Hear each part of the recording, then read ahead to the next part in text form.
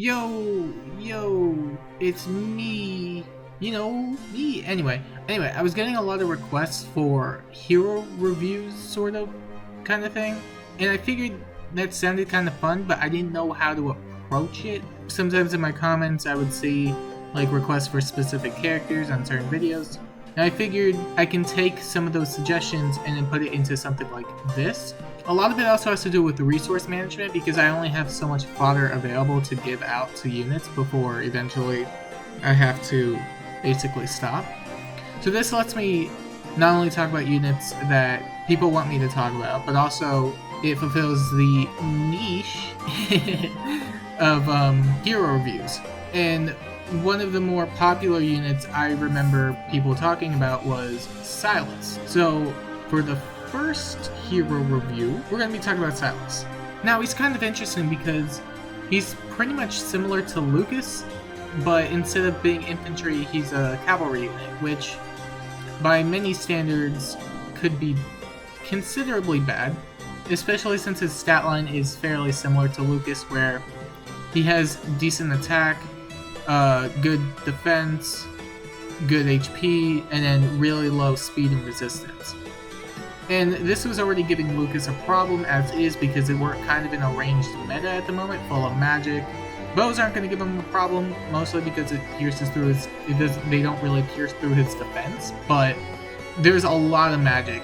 So the combination of having no speed and no resistance means both of them are going to get cakewalked by mages. However, the 3 movement can be in Silas's favor more so than Lucas, and I want to go over that with a couple builds, or a few builds, that I thought of. One of the first ones, which is fairly standard, is the It's Curtains build, which is essentially just for Gale Force. You start out with basically, It's Curtains, has -2 cooldown, 3-turn Gale Force, which essentially means you don't have to run anything like Heavy Blade, Flashing Blade. Well, granted, Silas can't run Flashing because he's a cavalry unit, but the idea with Curtains is that you're effectively freeing up your slot. As long as he initiates on a unit that can strike back, he should be able to get into the Gale Force range. His base speed is rather low, all things considered.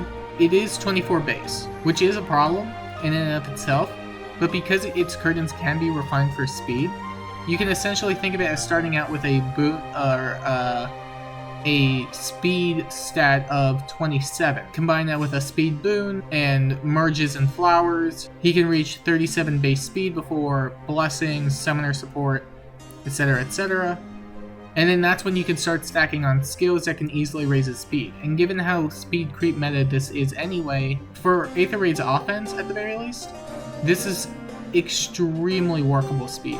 I will say that this is workable, but this only applies on Aether Raid's offense. This isn't going to really carry you through something like if you want to put him on an Aether Raid's defense team. We'll get into that build in a second, but for Aether Raid's offense at the very least, you have 37 speed to start out with. You can give him Swift Sparrow 3, Attack Speed Solo 3. You can give him a low attack speed if you want. So when he gets hit back, he can take less damage, stack more speed, summoner support, and then blessings. And blessings is probably one of the bigger parts too, because especially on Astra right now, we have 6 slots, so it's easy to stack up speed and attack on any unit really. It's kind of ridiculous. It's fairly workable, I would say, and it's only due to the refine for speed. But this is only really going to work at like max merges and like really good investment. So it's not something I would ever recommend at like the lower end.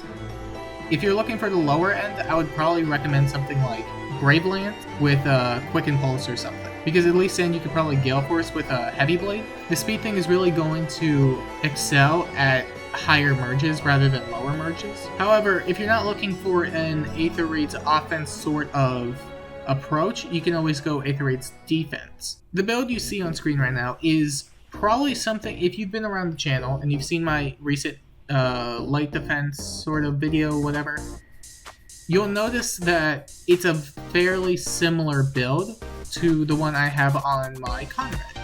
Now, the difference being here is that rather than running Fortress Defense Res, he's running Aether Raid's Defense Res 3. And I'll go into that in a second. But for now, I want to talk about the build itself and how it it works on Silas. But if you're looking for max potential, you gotta go with Conrad. And it boils down to two things. It's the res stat and it's the speed stat. The speed stat being arguably more important. And I'll tell you why. Max merges, right?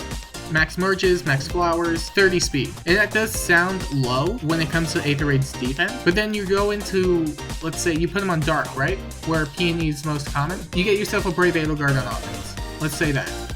She has extremely low speed, and the only reason Conrad is barely able to make 5 is because of the blessing. The blessing prevents him from doubling himself, which allows him to tank Brave Edelgards, Hectors, so on and so forth. But the problem Silas is going to run into is he's too fast. As weird as that may sound for being a unit with 24 base speed, which is why I would recommend if you want to maximize this set, it absolutely works well on Silas, but you're going to get better results with Conrad.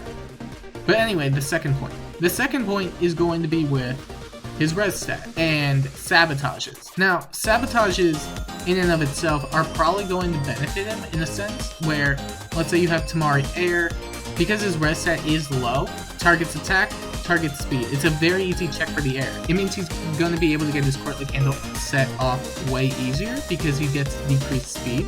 But then, what of the third stat? Let's say it's res or defense, right? If he goes up against any dragon, there's a good chance that he's not surviving because his red stat is too low. Which is why I recommend that if you were going to run him, you go with Aether Raid's defense res, because unlike Fortress defense res, this can grant a maximum of 10 to each stat, which is very, very, very significant in the grand scheme of things. Now, something worth mentioning about Deflect Melee is that it doesn't apply to beasts, and it doesn't apply to dragons, which means rather than taking something like Bonfire, you can take something like Escutcheon, or however the hell you pronounce it. I don't know how you pronounce it. You see it on screen. Blech. Anyway, defense boon for 45 at max investment. And then you take an additional Aether Raid's defense res 3, and he gets 55 effective defense before blessings, before anything else. And not to mention, Courtly Candle also grants him an additional 5 attack defense, which means you can't enemy phase him if you're a melee. And it's still a very, very strong build for Silas, which I would absolutely recommend, but you just have to be careful about his res stat and his speed stat, because any dragon's going to cakewalk him if they outspeed, which is most likely going to happen. And if the foe's too slow, then he's going to double and Deflect Melee won't work, which may compromise his ability to survive. But we're also talking about 60 effective defense, so we'd have to see. And then finally, we have a fairly standard build sort of thing. This build is specifically made to take advantage of his attack stack. Because his speed is low, I could easily recommend something like Brave Lance or Ninja Yari Moonbow with Heavy Blade 4. Now, I personally wouldn't speed stack this, mainly because if I didn't already cover it in the other Gale Force build, the problem with ninja weapons or brave weapons when it comes to Gale Forcing is that because he's a cavalry, he's still going to have 5 cooldown, which means he'd have to either give up his seal for Quick and Pulse, or he'd have to give up an additional support for cooldown, which is kind of a problem, which is why I would recommend sticking to something like a 2 cooldown special with Heavy Blade, because its attack set is relatively decent, all things considered. And the build is also fairly standard. You have your Brave Lance, Ninja Yari, whatever floats the boat for you. Personally, Brave Lance, it doesn't really make a difference. It's one might. It's not really going to do anything at the end of the day. You have Heavy Blade, obviously, for more damage output. Low attack defense, so it makes the check easier while being able to do more damage. Pulse Smoke because it's offense based. And then attack defense solo for more attack and defense. Just in case you go up against a melee unit and you don't kill, you can easily tank back. Now, something worth mentioning too is that because it's an 8 might or 9 might weapon, similarly to the Gale Force thing, you're going to have to take advantage of this in Aether's offense. It's fairly easy to stack in Astra at the very least because we have a free Altina, or if we had a free Altina, and we have a free Reagan. So that's 2 attack mythics right there. Although all I would say is the only thing you have to worry about is possibly getting out of there. Like if you were to go on offense and then use this set, you need some form of ability to either continue the attacks, or you need the ability to get out of a situation before any retaliations.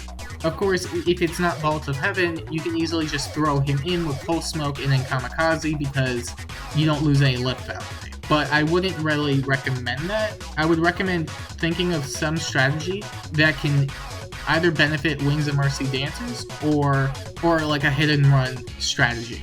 You could always replace the lull with hit and run if you wanted to, and then dance and reposition out. I don't know how much that's going to affect his heavy blade checks, because there's a good chance that he could possibly miss one, although I can't say for certain.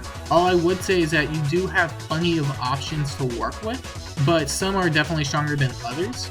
This is just a third option in the case that the other 2 did not appeal, but let me know what you think. Who would you like covered next? Will there be a next time? We'll have to see. But yeah, thank you for watching. If you made it all the way here, make sure to do the typical stuff, and I'll see you later.